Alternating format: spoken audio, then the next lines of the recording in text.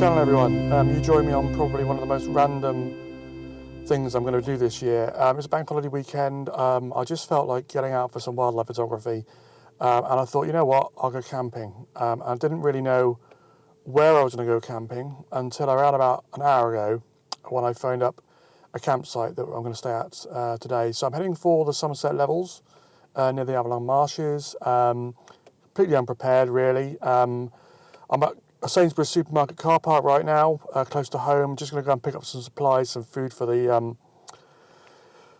trip. I have nothing planned other than at the moment a one-night stay. If there's more to see there, I will stay another night and do some more stuff. If I feel like I've had enough, I will pack up and move and drive somewhere else and camp somewhere else and take photos of something else somewhere. So yeah, join me and see how this one pans out.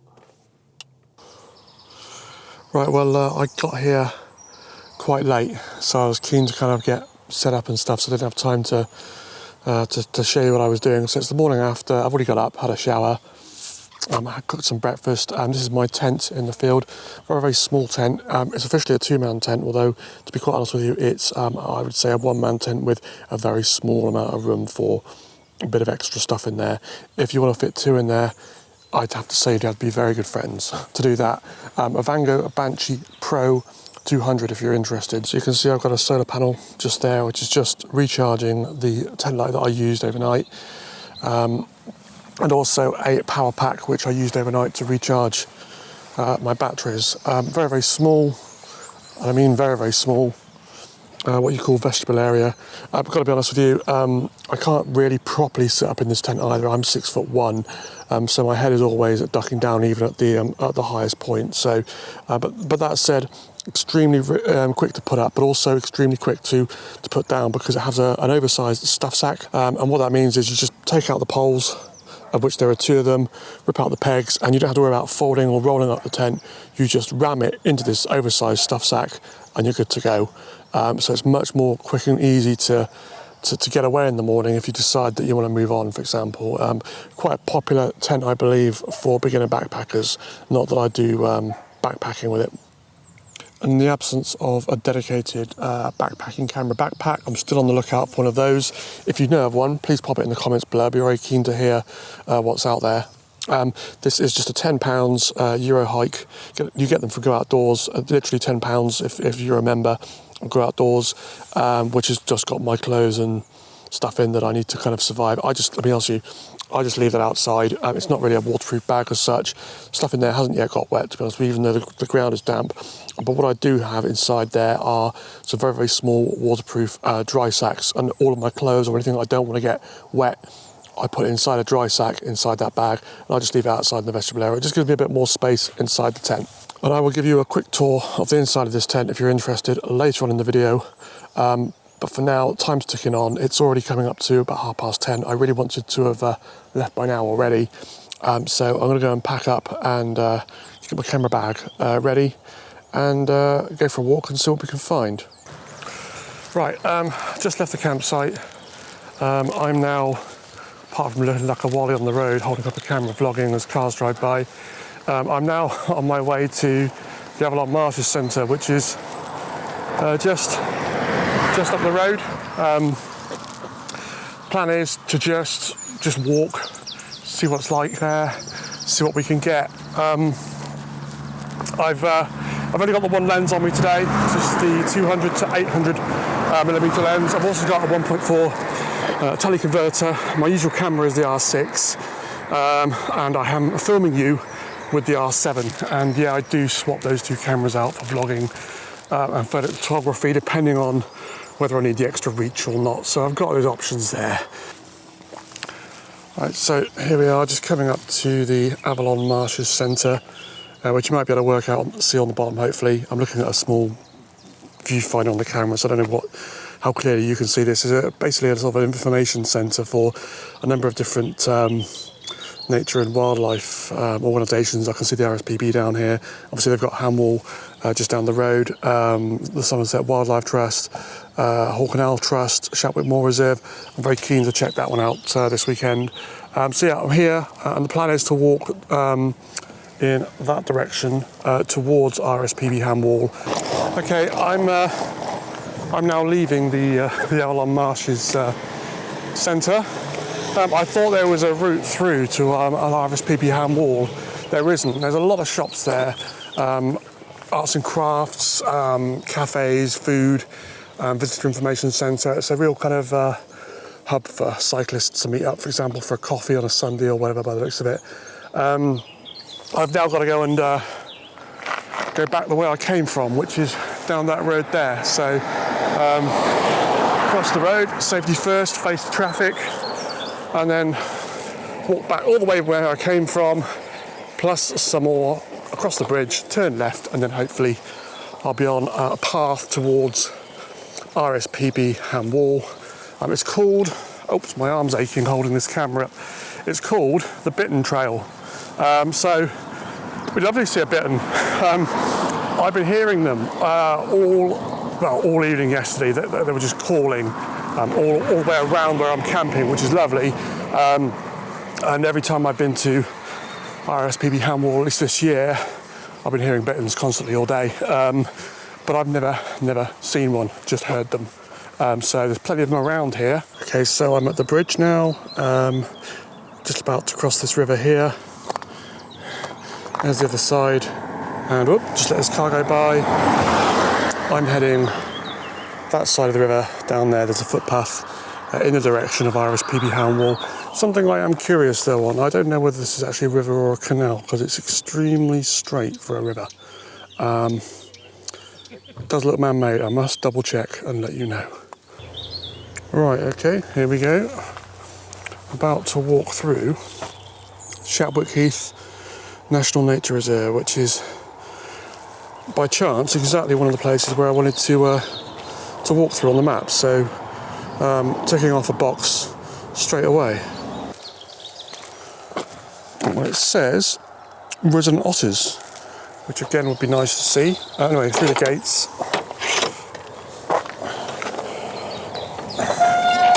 Let's see what we can find. Okay, so let's have a look. I'm going to walk this trail along here to RSPB Ham Wall, which is down there. I've got a feeling that this hide here, called Mere Heath Hide, could be a good place to photograph marsh harriers. So I'm definitely going to pay that one a visit. Okay, there we go. That must be it. The Glastonbury Canal. Opened in 1833, closed in 1854, sold to the Somerset Railway Company, which built its railway line along the canal towpath. Now we know. Wow, just look at this. This whole area is just reed bed central. Can you make that out? I don't know what it is. I bet it's a kestrel or a hobby. It's definitely kestrel falcon-like. Oh, it goes overhead. Oh, maybe not a sparrowhawk. I think it's a sparrowhawk. And it's clearly hunting, so I'm going to get my camera out. Right, well, it's actually not a sparrowhawk, it's a hobby. In fact, there are three of them. There are three of them out there at the moment. It's the first time I've seen a hobby this year. So we're on, slightly the 4th of May. Nice to see them around, and hopefully I'll be able to get a few more pictures of them later on this year, if not this weekend. I'm doing a detour to one of the hides which overlooks these reeds, where I think, to be honest with you, I need to stop, take on some fluids, relax a bit. It's just a hot day, as I said, heavy backpack, etc. And I might get some nice pictures if something flies near the hide.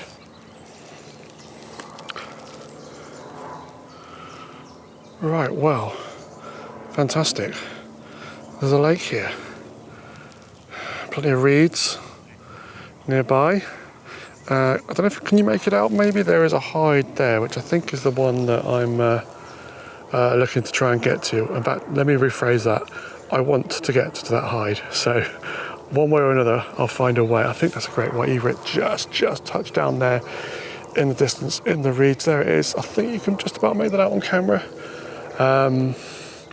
Yeah, I mean, we've got hobbies in the area already, and I would have thought that they would love to go swooping down and pick up flies, etc. by the lake. So in fact, what we got there, that's a duck. That's a duck, mallard, I think. So yeah, let's get to the hide, take on some fluids, and spend a bit of time in there and see what turns up. I've just seen a bittern flying into the reeds just in front of me.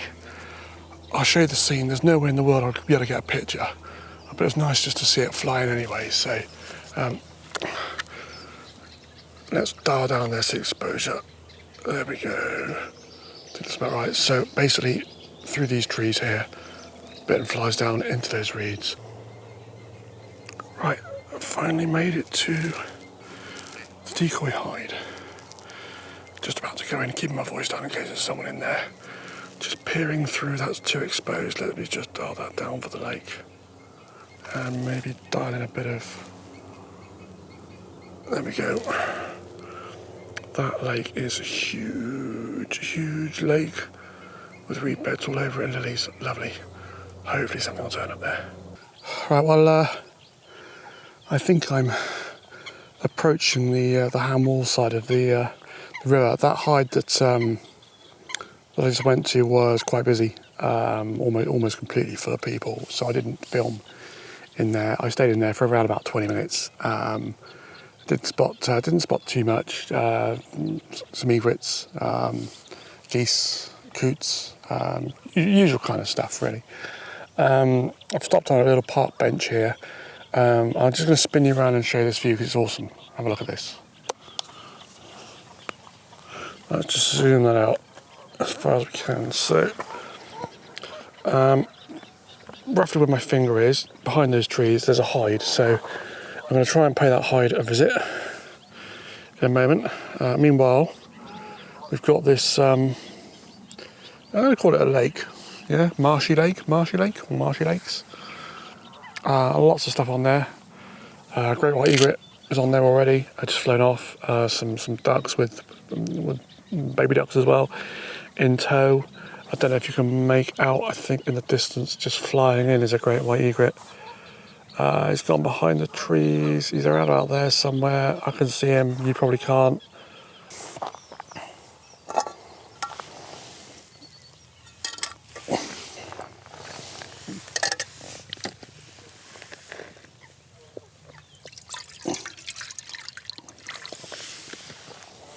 Alright, well, before I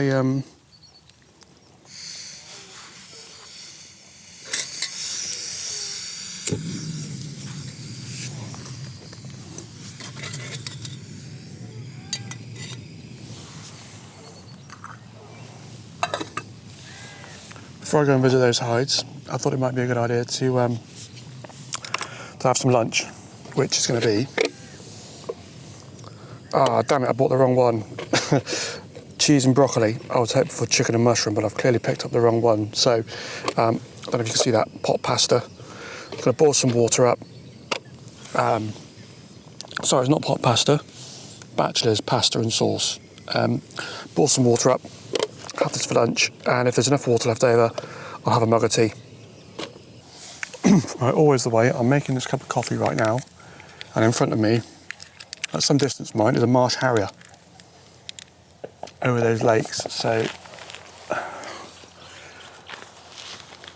if he comes any closer, I'll try and get some pictures.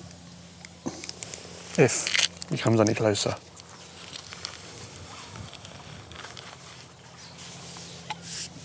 That's the job.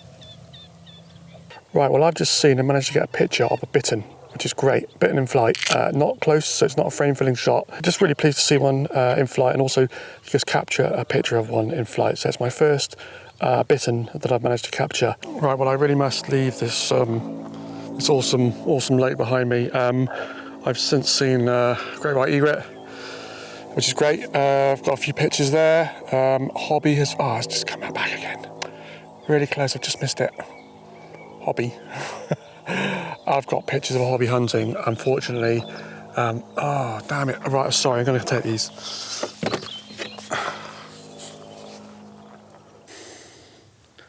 Right, so I was going to say that the pictures of the hobby that I got, I was not happy with because I'm shooting with an 800mm lens. Quite a bit of atmospherics in the air, which the lens is capturing, so the pictures are a bit fuzzy. But then, just as I was talking to you, the hobby came by really, really close. It would have been my closest full fitting. It would have been a frame fitting shot. And I missed it, unfortunately, because I was talking to you guys. But I have since got a few other pictures just now, which are better quality, so I'll put some on screen for you now. Oh, also forgot to tell you, Marsh Harrier came over as well. Again, same kind of problems. They're not that far away in terms of filling the frame, but the nature of 800mm means that you will capture atmospherics if there are some, and I've got some hazy shots. I'm pretty sure my shutter speed is fine. I tried as high as 2,500th of a second for a hovering Harrier. That should be more than ample. And I'm pretty sure it's not a motion blur, it's just atmospherics. And unfortunately, the nature of the lens on a day like this, it's just the way it goes. Maybe I'll get lucky later on with some closer, clearer shots. So what I'm going to do now is make a move to the hide that I spoke to you about earlier on, which was hidden behind the trees, and we'll see what happens there. Right, so I've made it to the hide I was after. I think it's called 70 acre hide. 7 acre or 70 acre. Apologies, I can't remember which of the two, but one of those two. It's overlooking what looks like ideal marsh harrier hunting territory to me, so I'm going to stay around here for, I don't know, 20-30 minutes. Not too long, because I do want to explore the rest of the area, but just to see what shows. I will just show you what I've got in front of me there for a view. Hang on. Right, let me try and get the exposure right on this. There we go, and there we go. So that's the view in front of me. Reeds all the way around me with a little bit of a valley in the middle here. So I'm kind of hoping that something might show in the middle of this valley. Marsh harrier, really close. I was looking the wrong way. I wonder if I think I'm gonna open up this side of the hide. He's hunting, watering. Let's see what I can do. Just don't make too much noise, Phil. There he is.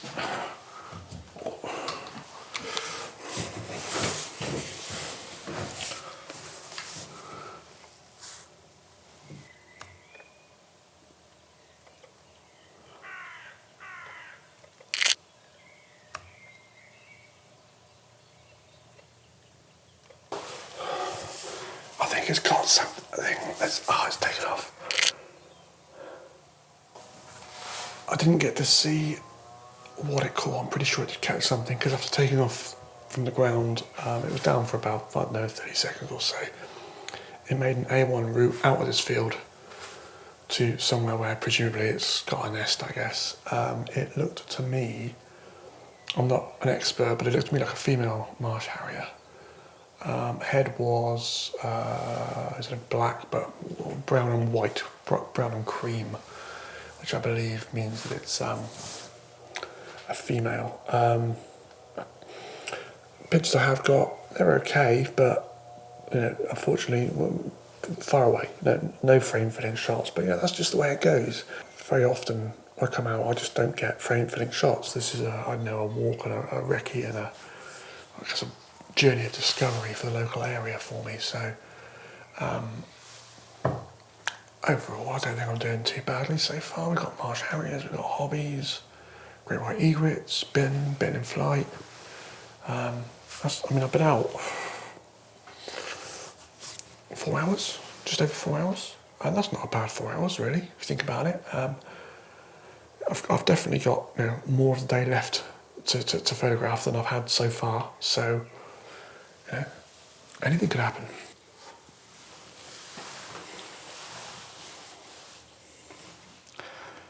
Right, it's time to go.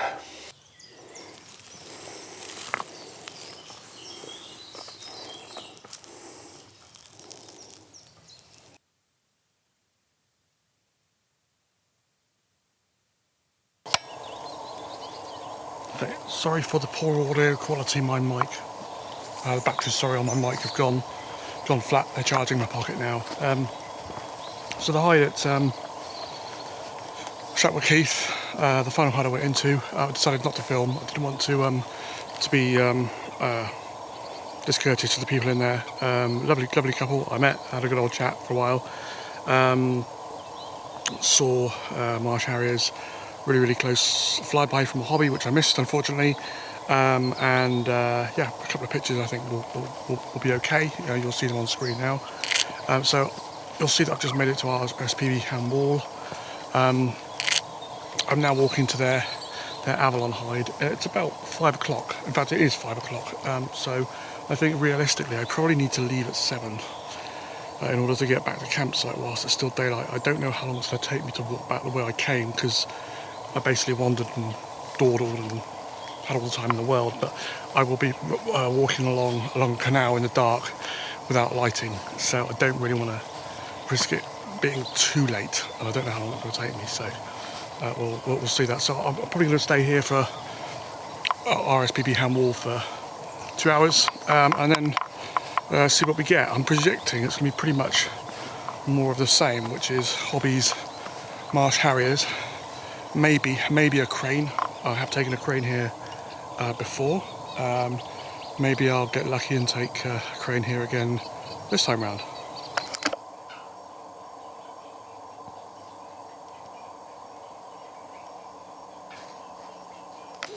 Right, so I went to the Avalon hide, where I've just come from.